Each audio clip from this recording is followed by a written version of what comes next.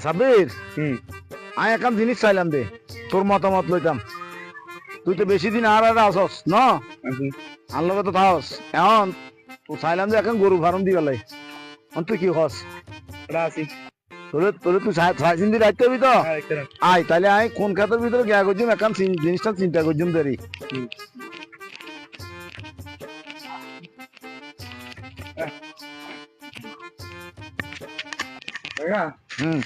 ওরা ওখানে মনে করেন টুম্পা বলো রাত আছে জিয়াদ আছে কি করতেছেন?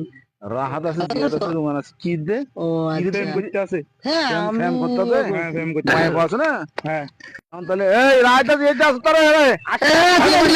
আরে কি হচ্ছে আরে কি হচ্ছে তোরা বলো হড়া কথা কর বলো মোবাইলে মোবাইলে মোবাইলে সাই সাই মোবাইলে সাই সাই ওই